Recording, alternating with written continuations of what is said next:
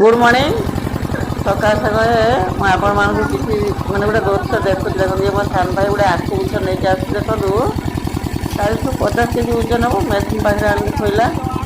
ଗୋଡ଼ିଆ ତାର ଆଖୁ ଭାଡ଼ି ମାରୁଛି, ମାନେ ମେସିନ୍ରେ ପୁରୁଛି। ରସ ବାହାରିଲେ ଗୁଡ଼ଟା ତିଆରି ହେବ। ମୋ ବାବା ଏଠି ଠିଆ ହେଇକି ଅପରିଷ୍କାର ଗୁଡ଼ା ମାନେ ବାଛି ଦେଉଛନ୍ତି। ହେଲେ ମୋ ସାନ ଭାଇ ମୋ ବଡ଼ ଭାଇ ହେଇ ପହଞ୍ଚିଲେ ଥିଲେ ସେପଟ ସାଇଡ଼୍ର ଏଇ ମେସିନ୍ ପାଖକୁ ଆସିଲେ। ଦେଖନ୍ତୁ ଆଖୁ ଦେଖା ହେଉଛି କେମିତି ଆଖୁରୁ ରସରୁ ଗୁଡ଼ ତିଆରି ହେବ।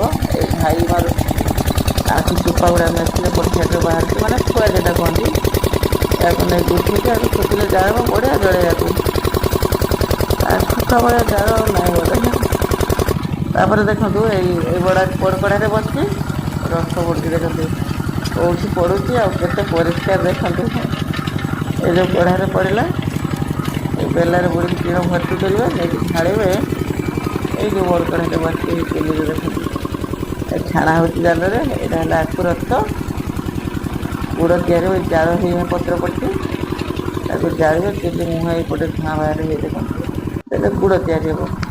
ଏଇସବୁ ଆଖୁ ମୋ ବାବା ଘରେ ପଡ଼ିଛି।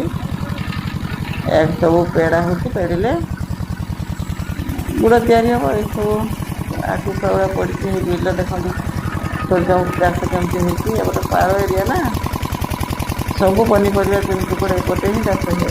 ଏଇଟା ପୁରା ସୁବର୍ଣ୍ଣରେଖା ନଦୀ ପାଖରେ ନା, ରବି ଫସଲ ସବୁ ହୁଏ ଇଆଡ଼େ।